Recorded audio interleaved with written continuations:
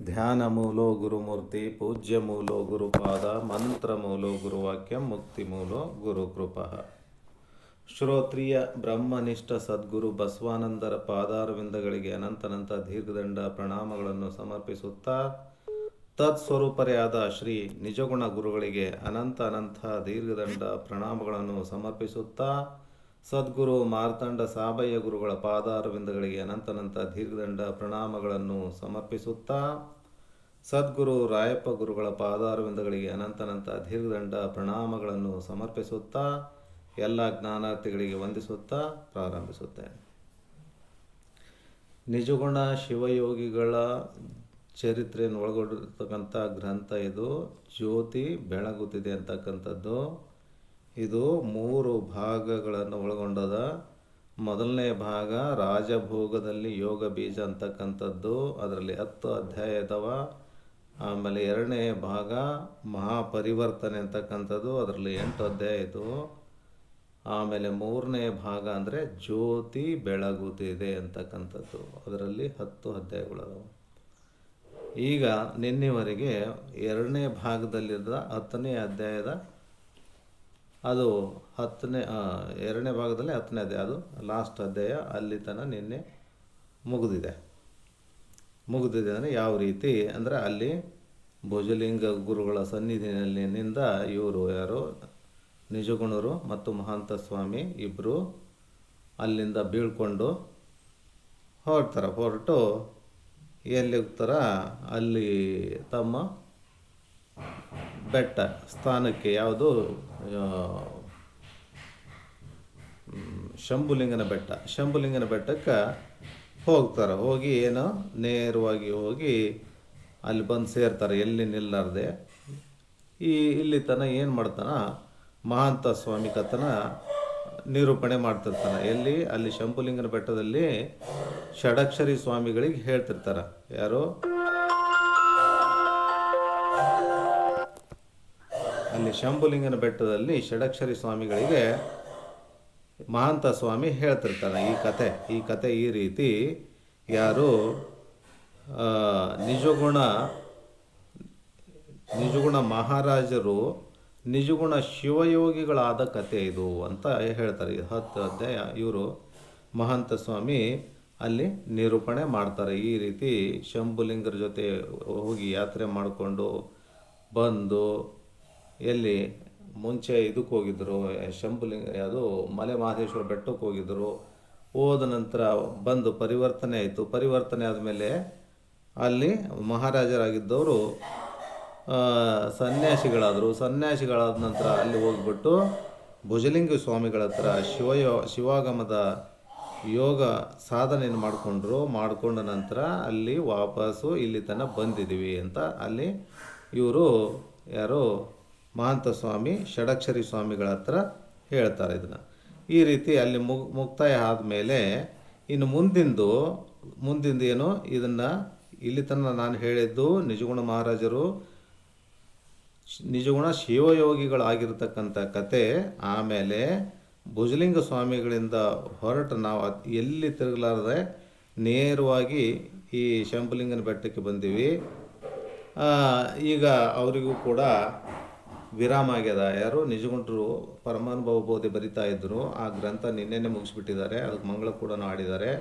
ಅದಕ್ಕಾಗಿ ಇವಾಗ ಅವರಿಗೆ ಅವಕಾಶ ಅದ. ಅದಕ್ಕಾಗಿ ಅದು ಮುಂದಿನ ಕಥೆಯನ್ನು ಇವರು ಯಾರು ನಿಜಗುಣ ಮಹಾರಾಜ ನಿಜಗುಣ ಶಿವಯೋಗಿಗಳ ಹತ್ರ ಅವ್ರ ಹತ್ರನೇ ಗುರುಗಳ ಹತ್ರನೇ ಕೇಳೋದು ಸೂಕ್ತ ಅಂತ ಹೇಳಿ ಮಹಾಂತ ಸ್ವಾಮಿ ಹೇಳಿ ಹೋಗೋಣ ನಡ್ರಿ ಅಂತಂದುಬಿಟ್ಟು ಮಹಾಂತ ಸ್ವಾಮಿ ಷಡಕ್ಷರಿ ಜೊತೆ ಅಲ್ಲಿ ನಿಜಗುಣರ ಹತ್ರ ಹೋಗ್ತಾರೆ. ನಿಜಗುಣರ ಅಭ್ಯಾಸದ ಕೋಣೆ ಕಡೆಗೆ ಹೋಗ್ತಾರೆ. ಹೋಗಿ ಇದು ಮುಂದಿನ ಅಧ್ಯಾಯ ಭಾಗ 3, ಅದು ಜ್ಯೋತಿ ಬೆಳಗುತ್ತಿದೆ ಅಂತಕ್ಕಂಥ ಭಾಗ. ನಿಜಗುಣ ಶಿವಯೋಗಿಗಳು ಪರಮಾನುಬೋಧೆಯನ್ನು ಮುಗಿಸಿದ ತೃಪ್ತಿಯಿಂದ ತಮ್ಮ ಅಭ್ಯಾಸದ ಕೋಣೆಯಲ್ಲಿ ಕುಳಿತಿದ್ದರು. ಶಿವಯೋಗಿ ಷಡಕ್ಷರಿಗಳು ಮಹಾಂತ ಸ್ವಾಮಿಯೊಡನೆ ಮೇಲೇರಿ ಬಂದು ಅವರ ಕೋಣೆಯನ್ನು ಪ್ರವೇಶಿಸುತ್ತಿದ್ದಂತೆಯೇ ನಿಜಗುಣರು, ಬನ್ನಿ ಸ್ವಾಮಿಗಳೇ ಬನ್ನಿ ಎಂದು ಅವರನ್ನು ಸ್ವಾಗತಿಸಿದರು ಮತ್ತು ಮಹಾಂತ ಸ್ವಾಮಿಯ ಕಡೆಗೆ ತಿರುಗಿ, ಏನು ಮಹಾಂತಪ್ಪ, ಕತೆ ಮುಗಿಯಿತೆ? ಎಲ್ಲವನ್ನು ಸಾಧ್ಯಂತವಾಗಿ ಹೇಳಿದೆ ತಾನೇ? ಮಹಾಂತ ಸ್ವಾಮಿ ಹೇಳುವುದಕ್ಕೆ ಮುನ್ನ ಷಡಕ್ಷರಿಗಳೇ ಹೇಳಿದರು. ಎಲ್ಲವನ್ನೂ ಹೇಳಿದರು ಮಹಾಂತ ಸ್ವಾಮಿಗಳು.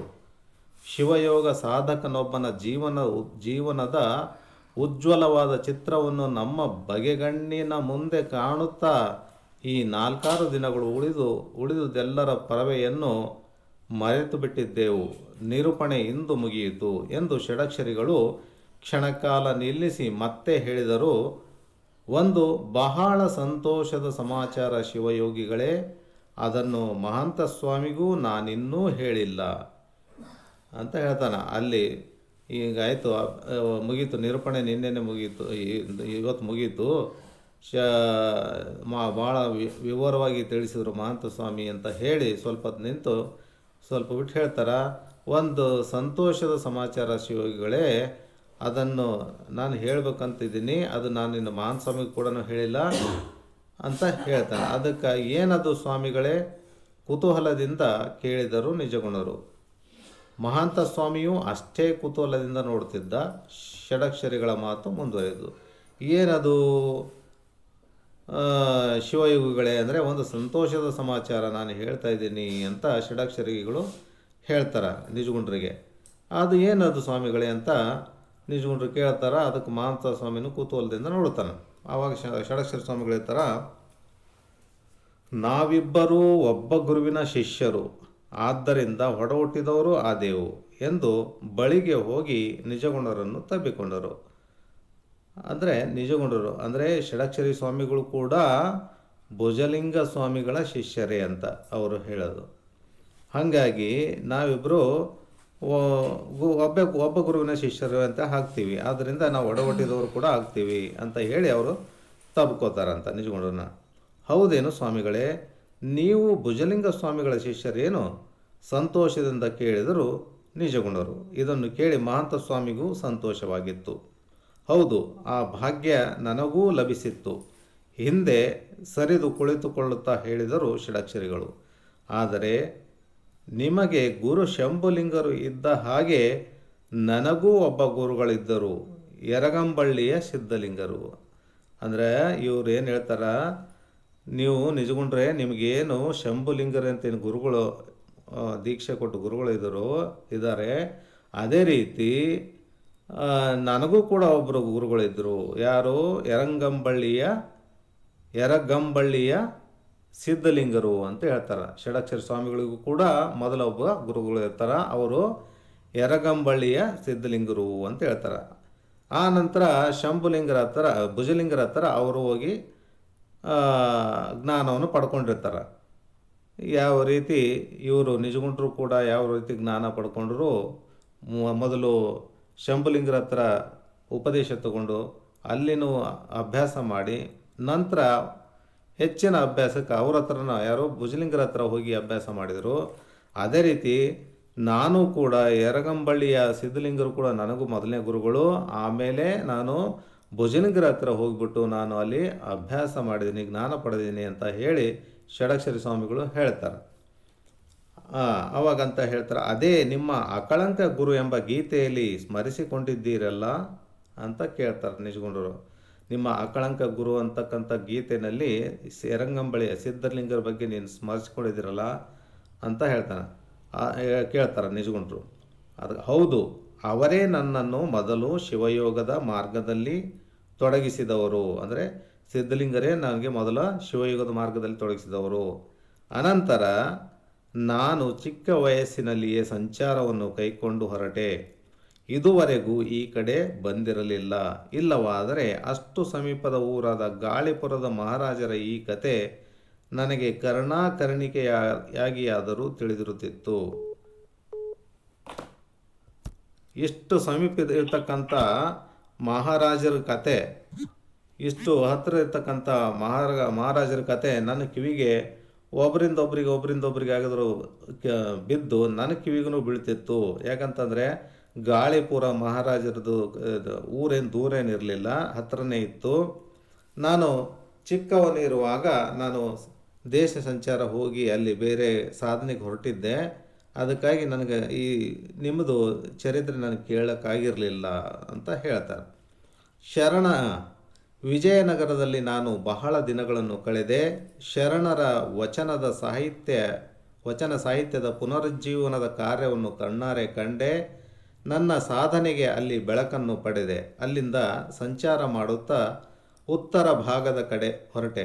ಅಲ್ಲಿ ಭುಜಲಿಂಗ ಸ್ವಾಮಿಗಳ ಕೀರ್ತಿಯನ್ನು ಕೇಳಿ ಅವರ ಬಳಿ ಕೆಲವು ದಿನ ಶಿಷ್ಯವೃತ್ತಿಯನ್ನು ಅವಲಂಬಿಸಿದೆ. ಅನಂತರ ಅವರಿಂದಲೂ ಬೀಳ್ಕೊಂಡು ನಾನಾ ಕಡೆಗಳಲ್ಲಿ ಸಂಚಾರವನ್ನು ಮಾಡುತ್ತಾ ಮತ್ತೆ ವಿಜಯನಗರಕ್ಕೆ ಹೋಗಿ ಅಲ್ಲಿ ಕೆಲಕಾಲವಿದ್ದು ಇತ್ತ ಬಂದೆ. ಒಂದೇ ಮಾತಿನಲ್ಲಿ ತಮ್ಮ ಸಾಧನೆಯ ಕಥೆಯನ್ನು ಮುಗಿಸಿದರು ಷಡಕ್ಷರಿಗಳು.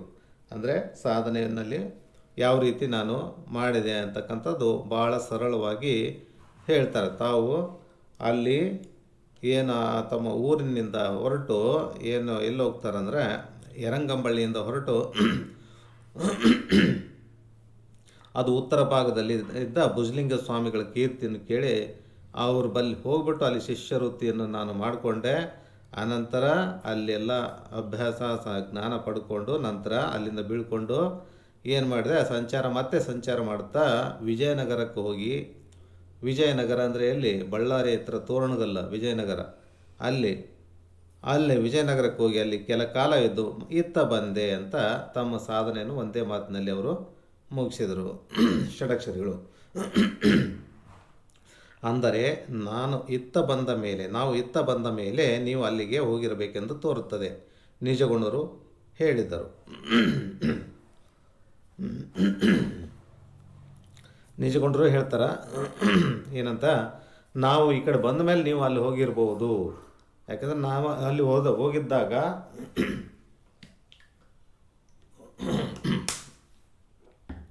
ನಾವಲ್ಲಿ ಮುಂಚೆ ಯಾರು ಮಹಾಂತ ಸ್ವಾಮಿ ಮತ್ತು ನಾವಲ್ಲಿ ಅಭ್ಯಾಸ ಮಾಡ್ತಿರುವಾಗ ನೀವು ಭುಜಲಿಂಗ ಸ್ವಾಮಿಗಳ ಹತ್ರ ನೀವು ಅಲ್ಲಿ ನಮ್ಗೆ ಭೇಟಿಯಾಗಿಲ್ಲ. ಅದಕ್ಕಾಗಿ ನಾವು ಈ ಕಡೆ ವಾಪಸ್ ಬಂದ ನಂತರ ನೀವು ಅಲ್ಲಿ ಹೋಗಿರ್ಬೋದು ಅಂತ ಅಲ್ಲಿ ಹೇಳ್ತಾರೆ.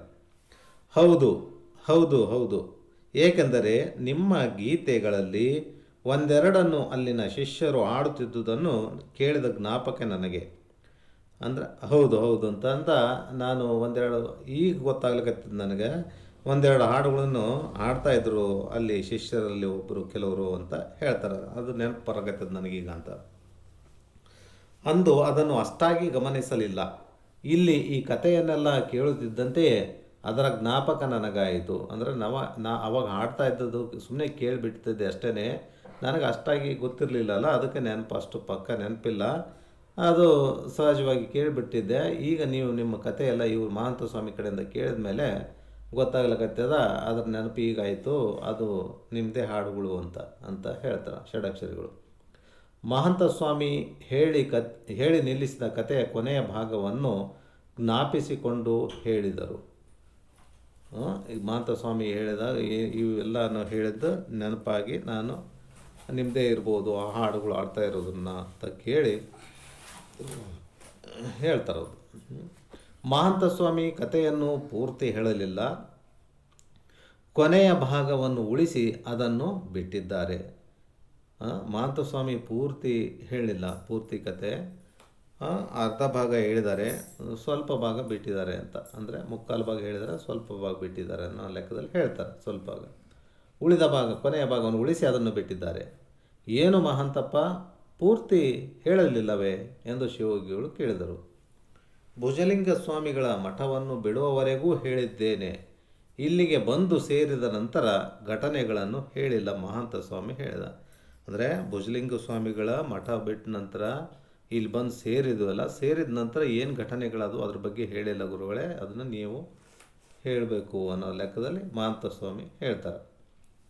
ಭುಜಲಿಂಗ ಸಮೇತ ಮಹಾಂತ ಸ್ವಾಮಿ ಹೇಳಿದ, ಹಾಗಾದರೆ ನನ್ನ ಪಾಲಿಗೆ ಉಳಿದಿರುವುದು ಭಾಳ ಸ್ವಲ್ಪ ಎಂದು ನಿಜಗುಣ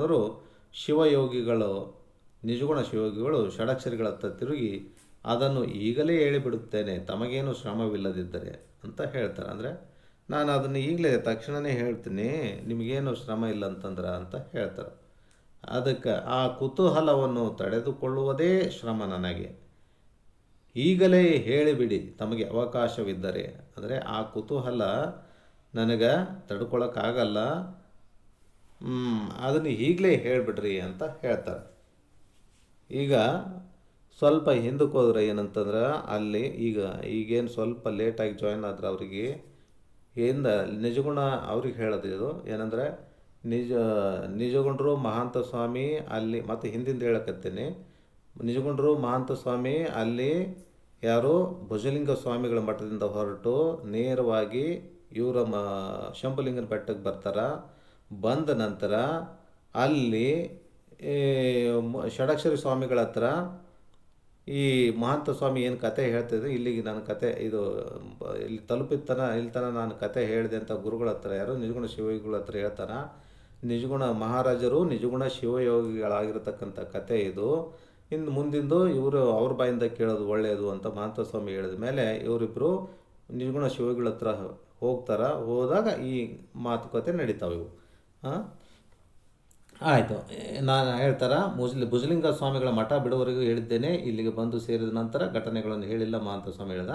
ಹಾಗಾದರೆ ನನ್ನ ಪಾಲಿಗೆ ಉಳಿದಿರುವುದು ಭಾಳ ಸ್ವಲ್ಪ ಅಂತ ನಿಜಗುಂಡರು ಷಡಕ್ಷರಿಗಳ ಹತ್ರ ತಿರುಗಿ ಅದನ್ನು ಈಗಲೇ ಹೇಳಿಬಿಡುತ್ತೇನೆ, ತಮಗೇನು ಶ್ರಮವಿಲ್ಲದಿದ್ದರೆ ಅಂತ ಹೇಳ್ತಾರೆ. ಅದಕ್ಕೆ ನನಗೇನು ಶ್ರಮ ಗುರು ಸ್ವಾಮಿಗಳೇ, ಅವಕಾಶ ಈಗಲೇ ಹೇಳಿಬಿಡ್ರಿ ಅವಕಾಶ ಇದ್ದರೆ ಅಂತ ಷಡಕ್ಷರಿಗಳು ಹೇಳ್ತಾರೆ. ಅವಕಾಶವೇನು ಸ್ವಾಮಿಗಳೇ, ಈ ಗ್ರಂಥ ಈಗ ಮುಗಿದಿದೆ, ಇನ್ನೊಂದು ಗ್ರಂಥ ರಚನೆಯನ್ನು ಪ್ರಾರಂಭಿಸುವವರೆಗೂ ಸ್ವಲ್ಪ ಅವಕಾಶವೇ, ಬನ್ನಿ ಈಗಲೇ ಹೇಳಿಬಿಡುತ್ತೇನೆ ಎಂದು ಅಭ್ಯಾಸದ ಕೋಣೆಯಿಂದ ಹೊರಗೆ ಗುಹೆಯ ಮುಂದಿನ ವಿಶಾಲವಾದ ಕಲ್ಲಿನ ಮೇಲೆ ಕುಳಿತುಕೊಂಡರು. ಅಲ್ಲಿ ಅಭ್ಯಾಸ ಕೋಣೆಯಿಂದ ಹೊರಗಡೆ ಬಂದು ಅಲ್ಲಿ ಗುಹೆಯ ಮುಂದಿರೋ ಕಲ್ಲಿನ ಮೇಲೆ ಕುಳಿತುಕೋತಾರೆ. ಸಂಜೆಯ ಗಾಳಿ ಹಿತಕರವಾಗಿ ಬೀಸುತ್ತಿತ್ತು. ಪಕ್ಕದ ಹಳ್ಳಿ ಕುಂತೂರಿನಿಂದ ತನ್ನನ್ನು ಕಾಣಲು ಜನಗಳು ಬಂದಿರುವುದಾಗಿ ಹೇಳಿ ಮಹಾಂತ ಸ್ವಾಮಿ ಹೊರಟು ಹೋದ. ಷಡಕ್ಷರಿಗಳನ್ನು ಪಕ್ಕದಲ್ಲಿ ಕುಳ್ಳಿರಿಸಿಕೊಂಡು ಪ್ರಾರಂಭಿಸಿದರು ನಿಜಗುಣ ಶಿವಯೋಗಿಗಳು. ಅಂದರೆ ಸಂಜೆ ಟೈಮ್ನಲ್ಲಿ ಅಲ್ಲಿ ಎಲ್ಲ ಜನನು ಅವರು ಭೇಟಿಯಾಗ್ಲಿಕ್ಕೆ ಬಂದಿರ್ತಾರೆ ಅಂತ ಮಹಾಂತ ಸ್ವಾಮಿ ಹೊರಟು ಹೋದ. ಈ ಕಡೆ ನಿಜಗುಣ ಶಿವಯೋಗಿಗಳು ಮತ್ತು ಷಡಕ್ಷರಿ ಸ್ವಾಮಿಗಳು ಅಲ್ಲಿ ಗುಹೆ ಮುಂದಿರತಕ್ಕಂಥ ಕಲ್ಲಿನ ಮೇಲೆ ಹಾಸ್ಕೊಂಡು ಕೂತ್ಕೊಂಡು ಪಕ್ಕದಲ್ಲೇ ಕೂತಿರ್ತಾರೆ. ಮತ್ತು ಹೇಳಕ್ಕೆ ಪ್ರಾರಂಭಿಸ್ತಾರೆ. ಭುಜಲಿಂಗ ಸ್ವಾಮಿಗಳ ಮಠದಿಂದ ಹೊರಡೋದಕ್ಕೆ ಮುನ್ನ ನಮಗೆ ಒಂದು ಆಸೆ ಇತ್ತು. ವಿಜಯನಗರದ ಕಡೆಗೆ ಹೋಗಿ ಅಲ್ಲಿ ಕೆಲವು ದಿನಗಳು ಇದ್ದು ಬರಬೇಕು ಎಂಬುದಾಗಿ. ಆದರೆ ಹೊರಡುವ ವೇಳೆಗೆ ಅದು ಇಲ್ಲದಂತಾಗಿತ್ತು. ಗುರು ಶಂಭುಲಿಂಗರ ಧ್ಯಾನ ಒಂದೇ ಸಮನೆ ನಮ್ಮ ಹೃದಯವನ್ನು ತುಂಬಿದುದರಿಂದ ಎತ್ತಲೂ ಹೋಗದೆ ಸಾಧ್ಯವಾದಷ್ಟು ಹತ್ತಿರದ ಮಾರ್ಗದಿಂದ ನೇರವಾಗಿ ಇಲ್ಲಿಗೆ ಬಂದೆವು.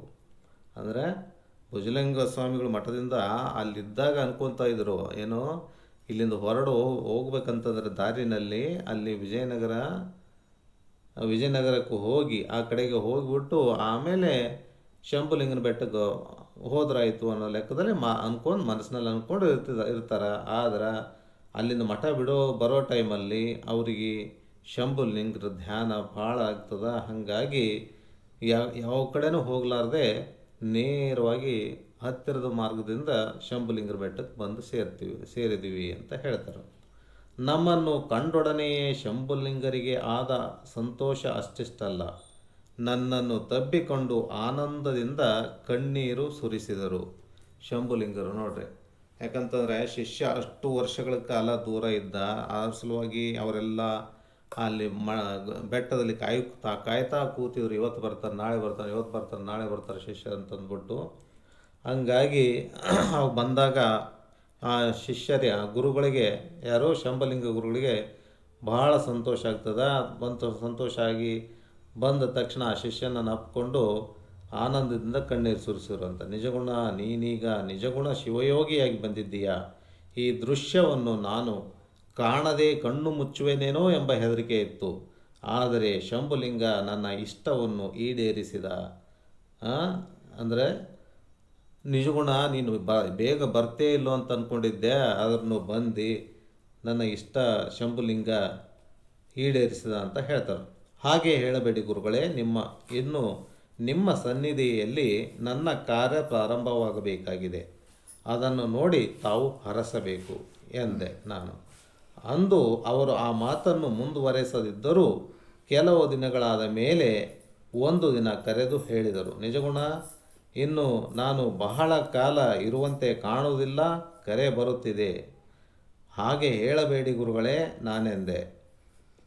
ನೀನು ಜೀವನದ ರಹಸ್ಯವನ್ನು ಅರಿತ ಪರಮಜ್ಞಾನಿ, ನಿನಗೆ ಹೆಚ್ಚಾಗಿ ಹೇಳಬೇಕಿಲ್ಲ. ನನ್ನ ದೇಹದ ನೋವು ನನಗೆ ಗೊತ್ತು, ಇನ್ನು ಅದರಿಂದ ಮುಕ್ತನಾಗುತ್ತೇನೆ. ನಿನಗಾಗಿಯೇ ಇಷ್ಟು ಕಾಲ ನಾನು ಬದುಕಿದ್ದುದು. ಈಗ 2 ತಿಂಗಳಿಂದ ಈಚೆಗಂತೂ ನಿನ್ನದೇ ಧ್ಯಾನವಾಗುತ್ತಿತ್ತು. ಇನ್ನು ನನ್ನ ಕರ್ತವ್ಯ ಮುಗಿಯಿತು, ಕೃತಕೃತ್ಯನಾಗಿ ನಾನು ಬೀಳ್ಕೊಳ್ಳುತ್ತಿದ್ದೇನೆ ಎಂದು ಶಂಭುಲಿಂಗರು ನನ್ನ ಸಾಧನೆಯ ಕಥೆಯನ್ನು ವಿವರವಾಗಿ ತಿಳಿಯಲು ಕುತೂಹಲವನ್ನು ವ್ಯಕ್ತಪಡಿಸಿದರು. ಅದೊಂದು ಅಪೂರ್ವವಾದ ಭಾಗ್ಯವೆಂಬ ಭಾವನೆಯಿಂದ ನಾನು ಎಲ್ಲವನ್ನು ಅವರಿಗೆ ನಿವೇದಿಸಿದೆ. ಭುಜಲಿಂಗರ ಅಪಾರವಾದ ಕರುಣೆಯನ್ನು ಕೊನೆಯಲ್ಲಿ ಬರುವಾಗ ಅವರು ಹೇಳಿದ ಮಾತುಗಳನ್ನು ಕೇಳುತ್ತಾ ಶಂಭುಲಿಂಗರು ಆನಂದದಿಂದ ಕಣ್ಣೀರು ಸುರಿಸಿದರು. ಭುಜಲಿಂಗ ಗುರುಗಳನ್ನೇ ಪ್ರತ್ಯಕ್ಷವಾಗಿ ಕಂಡಷ್ಟು ಸಂತೋಷವಾಗಿತ್ತು ಅವರಿಗೆ. ಅವ್ರ ಬಗ್ಗೆ ಕೇಳ್ತಾರೆ ಯಾರೋ ಶಂಭುಲಿಂಗರು ತಮ್ಮ ಗುರುಗಳ ಬಗ್ಗೆ ಅಲ್ಲಿ ನಿಜಗುಣ ಶಿವಗಳ ಬಾಯಿಯಿಂದ ಕೇಳಿದ ಮೇಲೆ ಅವ್ರಿಗೇನು ಅನ್ನಿಸ್ತದ, ಪ್ರತ್ಯಕ್ಷವಾಗಿ ತಮ್ಮ ಗುರುಗಳಾದ ಭುಜಲಿಂಗ ಗುರುಗಳನ್ನೇ ಅವರು ಅಲ್ಲಿ ನಿಜಗುಣರ ರೂಪದಲ್ಲಿ ಕಂಡಂಗೆ ಆಗ್ತದೆ ಅವರಿಗೆ. ಅಂದರೆ ಪ್ರತ್ಯಕ್ಷವಾಗಿ ಕಂಡಂಗೆ ಆಗಿ ಅಷ್ಟು ಸಂತೋಷ ಆಗ್ತದೆ. 1-2 ದಿನಗಳವರೆಗೆ ನಮ್ಮಿಬ್ಬರಲ್ಲಿ ಯಾವಾಗಲೂ ಇದೇ ಮಾತು. ನನ್ನ ಅಂತರಂಗದ ವಿಕಾಸದ ಕಥೆಯನ್ನೆಲ್ಲ ಅವರಿಗೆ ಹೇಳಿದೆ. ಅದನ್ನೆಲ್ಲ ಕೇಳಿ ಸಂತೃಪ್ತರಾದ ಅವರು ಒಂದು ದಿನ ನನ್ನನ್ನು ಕರೆದು, ಶಿವಯೋಗಿಯಾದ ಶಿಷ್ಯನ ಎದುರಿನಲ್ಲಿ ನಾನು ಹೇಳುತ್ತಿರುವುದು ನನ್ನ ಪುಣ್ಯ, ಶಿಷ್ಯ ಇನ್ನು ಆಯಿತಾ ಕಳಿಸಿಕೊಡು ನಿಜಗುಣ ಅಂತ ಹೇಳ್ತಾರೆ. ಇದೇನು ಗುರುಗಳೇ ನೀವು ಹೇಳುತ್ತಿರೋದು ಎಂದು ನಾನು ದುಃಖಿಸಿದೆ. ಅವರೇ ನನ್ನನ್ನು ಎಚ್ಚರಿಸಿದರು. ವಯಸ್ಸಿಗೆ ಮುನ್ನವೇ ದುರ್ಬಲವಾದ ಈ ದೇಹದಲ್ಲಿ ಇನ್ನೆಷ್ಟು ಕಾಲ ಇರಬೇಕೆಂದು ಬಯಸುತ್ತೀಯ? ನಿನ್ನ ಅಂತರಂಗದ ಅರಿವಿನಿಂದ ತಿಳಿದು ನೋಡಿ ನನ್ನನ್ನು ಕಳಿಸಿಕೊಡು. ನನ್ನ ಅಗಲುವಿಕೆಯಿಂದ ವಿಚಲಿತನಾಗದ ನಿನ್ನ ಮುಂದಿನ ಕರ್ತವ್ಯ ಪ್ರಾರಂಭಿಸು. ಜನತೆಯ ಉದ್ಧಾರಕ್ಕೆ ಕಾರಣವಾದ ಅಧ್ಯಾತ್ಮ ಮಾರ್ಗದಲ್ಲಿ ನಿನ್ನ ಹೆಸರು ಚಿರಸ್ಥಾಯಿಯಾಗಿ ಇರಲಿ. ಇನ್ನು ನಾನು ಬರುತ್ತೇನೆ ಎಂದು ಕೊನೆಯದಾಗಿ ಒಂದು ಲೋಟ ನೀರು ಕೊಡು ಎಂದರು. ಭಕ್ತಿಯಿಂದ ನಾನು ಎದ್ದು ಹೋಗಿ ಒಂದು ಲೋಟ ನೀರನ್ನು ತಂದುಕೊಟ್ಟೆ. ನನಗೂ ಅವರ ಮಾತುಗಳ ಅರಿವಾಗಿತ್ತು. ಅವರ ಬೆಳಕಿನಲ್ಲಿ ನಿಂತು ಅವರನ್ನು ಬೀಳ್ಕೊಟ್ಟೆ. ದೇಹದಿಂದ ಉಜ್ವಲವಾದ ತೇಜೋರಾಶಿಯೊಂದು ಹೊರಬಿದ್ದು ಶಂಭುಲಿಂಗನ ಬೆಟ್ಟದಿಂದ ಮೇಲೇರಿ ಅನಂತವಾದ ನೀಲಾಕಾಶದಲ್ಲಿ ವಿಲೀನವಾದಂತಾಯಿತು. ಆಮೇಲೆ ಶಂಭುಲಿಂಗರು ಐಕ್ಯವಾದನ್ನು ಕೇಳಿದೊಡನೆ ಅಕ್ಕಪಕ್ಕದ ಹಳ್ಳಿಗಳಿಂದ ಭಕ್ತರೆಲ್ಲರೂ ಬಂದು ಸೇರಿದರು. ನಾನೇ ಅವರೆಲ್ಲರನ್ನು ಸಮಾಧಾನಪಡಿಸಬೇಕಾಯಿತು. ಮಹಾಂತಪ್ಪನ ನೇತೃತ್ವದಲ್ಲಿ ಮುಂದಿನ ಸಿದ್ಧತೆ ನಡೆಯಿತು.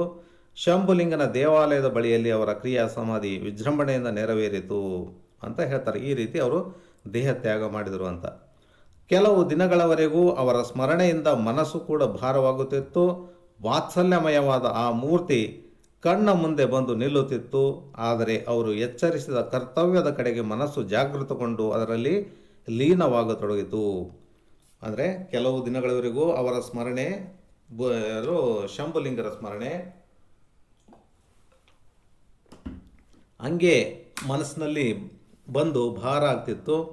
ಯಾಕಂದರೆ ಮತ್ತು ಅವರು ಎಚ್ಚರಿಕೆ ಕೊಟ್ಟಿರ್ತಾರೆ, ಜನತೆ ಉದ್ಧಾರಕ್ಕೆ ಕಾರಣವಾದ ಅಧ್ಯಾತ್ಮ ಮಾರ್ಗದಲ್ಲಿ ನಿನ್ನ ಹೆಸರು ಚಿರಸ್ಥಾಯಿಯಾಗಿರಲಿ, ಅದಕ್ಕಾಗಿ ನೀನು ಆ ಮಾರ್ಗದಲ್ಲಿ ನಡೆ ಅಂತ ಹೇಳಿದಾಗ ಆ ಮಾತುಗಳನ್ನು ಅವನ್ನೇ ಮನಸ್ಸಿನಲ್ಲಿ ಕೊರಿತಾ ಇರ್ತದೆ. ಅದು ಆ ಮಾತುಗಳು ಮತ್ತೆ ನೆನಪಿಗೆ ಬಂದು ಅವರಿಗೆ ಎಚ್ಚರಿಸ್ತದೆ. ಕರ್ತವ್ಯದ ಕಡೆಗೆ ಮನಸ್ಸು ಜಾಗೃತಗೊಂಡು ಅದರಲ್ಲಿ ಲೀನವಾಗ್ತಾ ಇರ್ತದೆ. ಅಂದರೆ ಆ ಕೆಲಸ ಮಾಡ್ತಾ ಇರಬೇಕು ಅಂತಕ್ಕಂಥದ್ದು. ಯಾವುದು? ಜನತೆಯ ಉದ್ಧಾರಕ್ಕೆ ಕಾರಣವಾದ ಅಧ್ಯಾತ್ಮ ಮಾರ್ಗದಲ್ಲಿ ನಿನ್ನ ಹೆಸರು ಚಿರಸ್ಥಾಯಿಯಾಗಿರಲಿ ಅಂತ ಹೇಳಿದಾರ. ಆ ಮಾತು ನೆನಪಿಗೆ ಬಂದು ಮನಸ್ಸು ಜಾಗೃತಗೊಂಡು ಅದರಲ್ಲಿ ಲೀನಾಗ್ತಾ ಇರ್ತದೆ. ಈ ಅಭ್ಯಾಸದ ಕೋಣೆಯಲ್ಲಿ ಹೋಗಿ ನಿಂತು ನೋಡಿದಾಗ ಸುತ್ತಲೂ ಕಂಗೊಳಿಸುತ್ತಿದ್ದ ಓಲೆಗರಿಯ ಹೊತ್ತಗೆಗಳು ನೂರಾರು ಕಂಠದಿಂದ ನನ್ನನ್ನು ಆಹ್ವಾನಿಸಿದಂತಾಯಿತು. ನನ್ನ ಶಕ್ತಿ ಸರ್ವಸ್ವವನ್ನು ಅವುಗಳ ಕಡೆಗೆ ಓಗೊಡುವುದರಲ್ಲಿಯೇ ಸಾರ್ಥಕಪಡಿಸಿಕೊಳ್ಳಬೇಕೆಂದು ನಿರ್ಧರಿಸಿದೆ. ನನ್ನ ಮನಸ್ಸು ಅಲ್ಲಿ ನಿಂತಾಗ ಹಾಗೆಯೇ ಹಿಂದಕ್ಕೆ ಹಾರಿತು. ತಾವೇ ನಿಂತು ಆ ಹೊತ್ತಿಗೆಗಳನ್ನೆಲ್ಲ ಉತ್ಸಾಹದಿಂದ ಅಲ್ಲಿ ಜೋಡಿಸಿದ ವೃದ್ಧ ಮಂತ್ರಿಗಳ ನೆನಪಾಯಿತು. ಅಂದರೆ ಅಲ್ಲಿ ಅಲ್ಲಿ ಆ ಗ್ರಂಥಗಳ ಹತ್ರ ಹೋಗಿ ಹೋಗಿ ನೋಡ್ತಾರ. ನೋಡಿದ ತಕ್ಷಣ ಅಲ್ಲಿ ನೆನಪಾಗ್ತದೆ ಹಿಂದೆ ತಾವು ಅಲ್ಲಿ ಏನಾಗ್ತದ, ಆ ವೃದ್ಧ ಮಂತ್ರಿಗಳು ಬಂದು ಅಲ್ಲಿ ಆವತ್ತಿನ ದಿವಸ ಎಲ್ಲ ಗ್ರಂಥಗಳ ಅರಮನೆ ಗ್ರಂಥ ಭಂಡಾರವನ್ನೆಲ್ಲ ಆ ಕಡೆ ಬೆಟ್ಟದ ಹತ್ರ ಸಾಗಿಸಿ ವ್ಯವಸ್ಥೆ ಮಾಡಿರ್ತಾರಲ್ಲ, ಬಂದು ವ್ಯವಸ್ಥೆ ಮಾಡಿ ಆಮೇಲೆ ಅಲ್ಲಿ ಅಭ್ಯಾಸ ಕೋಣೆನ ಕಟ್ಟಿಸ್ಬಿಟ್ಟು ಅದರಲ್ಲಿ ಎಲ್ಲ ಗ್ರಂಥಗಳನ್ನು ಜೋಡಿಸಿಟ್ಟಿರ್ತಾರಲ್ಲ ಆ ವೃದ್ಧ ಮಂತ್ರಿಗಳು, ಅದನ್ನು ಕೂಡ ನೆನಪಾಗ್ತದೆ ಅವರಿಗೆ. ನಿಜಗುಣರ ಈ ಮಾತುಗಳನ್ನು ಈ ಮಾತುಗಳನ್ನು ಕೇಳುತ್ತಿದ್ದಂತೆಯೇ ಷಡಕ್ಷರಿಗಳು ಜ್ಞಾಪಿಸಿಕೊಂಡು ಕೇಳಿದರು. ನಿಜಗುಣರು ಈ ಥರ ಹೇಳಿದ ತಕ್ಷಣವೇ ಅವರು ಷಡಕ್ಷರಿಗಳು ವೃದ್ಧ ಮಂತ್ರಿಗಳು ಅಂತ ಹೇಳಿದ ತಕ್ಷಣ ಷಡಕ್ಷರಿಗಳು ಕೇಳ್ತಾರೆ. ಅಂದ ಹಾಗೆ ಅವರ ವಿಷಯವನ್ನೇ ಹೇಳಿಲ್ಲವಲ್ಲ, ಅಂದರೆ ಅಂದಾಗೆ ಅವರ ವಿಷಯವನ್ನೇ ಏನಾಯಿತು ಅಂತ ಹೇಳಿಲ್ಲಲ್ಲ ಅಂದಾಗ ಅವ್ರು ಹೇಳ್ತಾರೆ, ನಾನು ಬರೋ ವೇಳೆಗೆ ಅವರು ಕಣ್ಮರೆಯಾಗಿದ್ದರು. ಈ ಮಾತನ್ನು ಹೇಳುವಾಗ ನಿಜಗುಣರ ಧ್ವನಿ ಭಾರವಾಗಿತ್ತು. ಅಂದು ನಾವು ಹೊರಡುವಾಗ ಅವರು ಹೇಳಿದ ಮಾತೇ ಸತ್ಯವಾಯಿತು. ಅಂದರೆ ನಾವು ಶಂಭುಲಿಂಗದ ಬೆಟ್ಟದಿಂದ ಹೊರಟು ಅಲ್ಲಿ ಭುಜಲಿಂಗ ಸ್ವಾಮಿಗಳ ಆಶ್ರಮದ ಕಡೆ ದೇಶ ಸಂಚಾರ ಏನು ಹೊರಟಿದ್ವಿ, ಆ ಟೈಮಲ್ಲಿ ಬಂದು ನಮ್ಮನ್ನು ಭೇಟಿಯಾಗಿ ಹೇಳಿದ್ರು ಆ ವೃದ್ಧ ಮಂತ್ರಿಗಳು. ನನಗೂ ಇದಾಯಿತು, ಇನ್ನೇನು ಮತ್ತೆ ನಿಮ್ಮನ್ನು ಭೇಟಿ ಆಗ್ತೀನೋ ಇಲ್ಲೋ ಅನ್ನೋ ಲೆಕ್ಕದಲ್ಲಿ ಹೇಳಿದರು. ಹಾಗಾಗಿ ಅದೇ ಮಾತು ಸತ್ಯ ಆಯಿತು ಅಂತ ಹೇಳಿದರು. ಅಂದು ನಾವು ಹೊರಡುವಾಗ ಅವರು ಹೇಳಿದ ಮಾತೇ ಸತ್ಯವಾಯಿತು. ಇನ್ನೊಮ್ಮೆ ನಿಮ್ಮನ್ನು ಈ ಜನ್ಮದಲ್ಲಿ ನೋಡೋದಕ್ಕೆ ಆಗುತ್ತದೆಯೋ ಇಲ್ಲವೋ ಎಂದಿದ್ದರು. ಹಾಗೇ ಆಯಿತು. ಕೊನೆಯ ಕಾಲದಲ್ಲಿ ನನ್ನ ಸ್ಮರಣೆಯನ್ನು ಮಾಡುತ್ತಲೇ ಅವರು ದೇಹವನ್ನು ಬಿಟ್ಟರಂತೆ. ಪಾಪ, ಬಹುದೊಡ್ಡ ಜೀವ ಅದು ಎಂದು ನಿಟ್ಟುಸಿರು ಬಿಟ್ಟರು ನಿಜಗುಣರು. ಕ್ಷಣಕಾಲ ಮೌನ ಆವರಿಸ್ತದೆ ಇದನ್ನೆಲ್ಲ ಕೇಳಿಬಿಟ್ಟು. ಅಂತೂ ನಿಮ್ಮ ತ್ಯಾಗ ಎಲ್ಲವನ್ನೂ ಉದ್ಧರಿಸಿತು. ಷಡಕ್ಷರಿಗಳು ಉದ್ಗಾರ ತೆಗೆದರು. ಈ ಮಹಾಂತ ಸ್ವಾಮಿಗಳನ್ನೇ ನೋಡಿ, ಮಹಾಂತಪ್ಪನಾಗಿದ್ದವನು ಈಗ ಯಾವ ಮಟ್ಟಕ್ಕೇರಿದ್ದಾನೆ. ಅಂತೂ ನಿಮ್ಮ ತ್ಯಾಗದಿಂದ ಎಲ್ಲರನ್ನೂ ಉದ್ಧರಿಸಿತು ಅಂತ ಹೇಳ್ತಾರೆ ಷಡಕ್ಷರಿ ಸ್ವಾಮಿಗಳು. ನೋಡ್ರಿ, ಈ ಮಹಾಂತ ಸ್ವಾಮಿಗಳನ್ನೇ ನೋಡ್ರಿ, ಮಹಾಂತಪ್ಪನಾಗಿದ್ದವನು ಈಗ ಯಾವ ರೀತಿಯಾಗಿದ್ದಾನೆ, ಯಾವ ಮಟ್ಟಕ್ಕೇರಿದಾನ ಅಂತ. ನಿಜ, ಅದು ಒಂದು ಸುಸಂಸ್ಕೃತ ಜೀವ. ಸುಖವೋ ದುಃಖವೋ ನನ್ನನ್ನೇ ಹಿಂಬಾಲಿಸುವ ಏಕೈಕ ನಿಷ್ಠೆಯೇ ಆತನ ಧರ್ಮವಾಗಿ ಅದೇ ಆತನನ್ನು ಉದ್ಧಾರದ ಮಾರ್ಗದಲ್ಲಿ ನಡೆಸುತ್ತಿದೆ. ಜನರ ಸಾಮಾಜಿಕ ಜೀವನದಲ್ಲಿ ಬೆರೆತು ಅವರ ಉದ್ಧಾರದ ಕಾರ್ಯವನ್ನು ಕೈಕೊಂಡು ನಡೆಸುತ್ತಿದ್ದಾನೆ. ಭುಜಲಿಂಗ ಸ್ವಾಮಿಗಳ ಮಠ ಆತನಿಗೆ ಹಾಕಿಕೊಟ್ಟ ಆದರ್ಶ ಇದು. ನೀವು ಹೇಳಿದಂತೆ ಆತ ನಿಜವಾಗಿಯೂ ಮಹಾಂತ ಸ್ವಾಮಿಯಾಗಿದ್ದಾನೆ. ಆದರೆ ಮೊದಲಿನ ವಿನಯ ಭಾವವೇ ಆತನಲ್ಲಿ ಉಳಿದಿದೆ. ನಾನು ಮಹಾಂತ ಸ್ವಾಮಿ ಎಂದು ಕರೆದರೆ ಆತನಿಗೆ ಸಂಕೋಚ. ನಿಮಗೆ ನಾನು ಮಹಾಂತಪ್ಪನಾಗಿಯೇ ಇರಲಿ ಎನ್ನುತ್ತಾನೆ. ನಾನು ಹಾಗೆ ಕರೆದರೆ ಆತನಿಗೆ ತೃಪ್ತಿ. ಅಂದರೆ ಅಲ್ಲಿ ಭುಜಲಿಂಗ ಸ್ವಾಮಿಗಳ ಆಶ್ರಮ ಹತ್ರ ನನ್ನ ಜೊತೆ ಬಂದು ಅಲ್ಲೆಲ್ಲ ಪರಿಶ್ರಮ ಪಟ್ಟು ಅಭ್ಯಾಸ ಮಾಡಿ ಕಾಯಕ ಕೆಲಸ ಮಾಡಿ ಇಲ್ಲೇ ಎಲ್ಲನೂ ಮಹಾಂತಪ್ಪನಾಗಿದ್ದವನು ಮಹಾಂತ ಸ್ವಾಮಿಯಾಗಿ ಪರಿವರ್ತನೆಯಾಗಿ ಎಷ್ಟು ತೊಡಗಿಸ್ಕೊಂಡಿದ್ದಾನೆ ಕಾಯಕದಲ್ಲಿ ಅಂತಂದರೆ, ಅಲ್ಲೂ ಕೂಡ ಅಷ್ಟೇ ಕೆಲಸ ಮಾಡ್ತಾ ಇದ್ದ. ಇಲ್ಲಿ ಬಂದು ವಾಪಸ್ ಭುಜಲಿಂಗ ಸ್ವಾಮಿಗಳ ಮಠಗಳ ಹತ್ರನೂ ಅಷ್ಟೇ ಕೆಲಸ ಮಾಡಿದ ಅಲ್ಲಿ ಆಶ್ರಮದಲ್ಲಿ. ಈಗ ಶಂಭುಲಿಂಗನ ಬೆಟ್ಟದಲ್ಲೂ ಕೂಡ ಅದೇ ಥರ ಕೆಲಸ ಮಾಡ್ತಾ ಇದ್ದಾನೆ, ಕೆಲಸದಲ್ಲಿ ತೊಡಗಿಸ್ಕೊಂಡಿದ್ದಾನೆ. ಅಲ್ಲಿ ಕಾಯಕದಲ್ಲಿ, ದಾಸೋಹದಲ್ಲಿ, ಆಮೇಲೆ ಇದರಲ್ಲಿ ಸಂಜೆ ಅನುಭವ ಗೋಷ್ಠಿ ಏರ್ಪಡಿಸೋದ್ರಲ್ಲಿ ಬಹಳ ಏಕೈಕ ನಿಷ್ಠೆಯಿಂದ ಕೆಲಸ ಸತತವಾಗಿ ಮಾಡ್ತಾ ಇದ್ದಾನೆ. ಹಂಗಾಗಿ ಮುಂಚೆ ಮಹಾಂತಪ್ಪ ಅಂತ ಏನು ಅನ್ಸ್ಕೊತಾ ಇದ್ದ, ಈಗ ಮಹಾಂತ ಸ್ವಾಮಿ ಆಗಿಬಿಟ್ಟಿದ್ದಾನೆ. ಹಾಗಾಗಿ ಆತನು ಕೂಡ ಭಾಳ ಬೆಳೆದಿದ್ದಾನೆ ಅಂತ ಹೇಳ್ತಾನೆ. ಅಂದರೆ ಆ ಥರ ಬೆಳೆದಿದ್ದು ನನಗೂ ತೃಪ್ತಿ ತಂದದ. ನಾನು ಮಹಾಂತ ಸ್ವಾಮಿ ಆದರೂ ಕೂಡ ನನಗೆ ಮಹಾಂತಪ್ಪ ಅಂತಲೇ ಕರೀರಿ ಗುರುಗಳೇ ಅಂತ ಆ ಮಹಾಂತಪ್ಪ ಹೇಳ್ತಾನೆ. ಅದಕ್ಕಾಗಿ ನಾನು ಮಹಾಂತಪ್ಪನೇ ಇರಲಿ ಅಂತಂದು ನಾನು ಮಹಾಂತಪ್ಪನೇ ಅಂತ ಹೇಳ್ತಾ ಇದ್ದೀನಿ ಅಂತ ಆ ಮಹಾಂತಪ್ಪನಿಗೆ ಅಂತ ಷಡಕ್ಷರಿ ಸ್ವಾಮಿಗಳ ಹತ್ರ ಹೇಳ್ತಾರೆ. ಈ ಥರ ಗುರುವಿಗೆ ತಕ್ಕ ಶಿಷ್ಯ ಅವನು. ಜನತೆಯ ಅಂತರಂಗಕ್ಕೆ ಬೆಳಕನ್ನು ಬೀರುವ ಶಕ್ತಿ ಸಂಚಯನದಲ್ಲಿ ನೀವು ತೊಡಗಿದ್ದೀರಿ. ನಿಮ್ಮ ಶಿಷ್ಯ ಜನಜೀವನವನ್ನು ಹೊಕ್ಕು ಅವರಿಗೆ ಜ್ಞಾನದ ಬೆಳಕನ್ನು ಕೊಂಡೊಯ್ಯುವ ನಿಮ್ಮ ಉತ್ಸವ ಮೂರ್ತಿಯಾಗಿದ್ದಾನೆ. ಈ ಎರಡೂ ಶಕ್ತಿಗಳು ಪರಸ್ಪರ ಪೂರಕವಾಗಿ ಜ್ಞಾನ ಕರ್ಮಗಳ ತಪೋಭೂಮಿಯನ್ನಾಗಿ ಮಾಡಿವೆ ಈ ಬೆಟ್ಟವನ್ನು ಅಂತ. ಅಂದರೆ ನಿಮಗೆ ತಕ್ಕ ಶಿಷ್ಯ ಅವನು. ನಿಮ್ಮ ಜನತೆಗೆ ಅಂತರಂಗಕ್ಕೆ ಬೆಳಕನ್ನು ಬೀರುವ ಶಕ್ತಿ ಸಂಚಯನದಲ್ಲಿ ನೀವು ತೊಡಗಿದ್ದೀರಿ. ಆಮೇಲೆ ಜನಜೀವನ ಹೊಕ್ಕು ಆ ಜ್ಞಾನದ ಬೆಳಕನ್ನು ಕೊಂಡು ನಿಮ್ಮ ಉತ್ಸವ ಮೂರ್ತಿ ಮಹಾಂತಪ್ಪನಾಗಿದ್ದಾನೆ. ಹೀಗಾಗಿ ಈ ಕಾಯಕದಲ್ಲಿ ಆತ ಶ್ರೇಷ್ಠ ಆಗ್ಯಾನ, ನೀವು ಜ್ಞಾನದಲ್ಲಿ ಶ್ರೇಷ್ಠ ಇದ್ದೀರಿ. ಹೀಗಾಗಿ ನಿಮ್ಮ ಜ್ಞಾನ ಮತ್ತು ಕರ್ಮಗಳ ತಪಭೂಮಿ ಈ ಎನ್ನಾಗಿ ಮಾಡ್ಯಾವ ಈ ಬೆಟ್ಟವನ್ನು, ಈ ಶಂಭುಲಿಂಗರ ಬೆಟ್ಟವನ್ನು ಅಂತ ಹೇಳಿ ಅಲ್ಲಿ ಹೇಳ್ತಾರೆ. ಇಲ್ಲಿ ತನಕ ಇಷ್ಟಕ್ಕೆ ನಿಲ್ಲಿಸೋಣ. ಮುಂದಿನ ಕ್ಲಾಸಲ್ಲಿ ನೋಡೋಣ ಅಂತ ಹೇಳಿ ಎರಡು ಮಾತು ಗುರು ಅರ್ಪಿಸಿ ಹರ ಓಂ.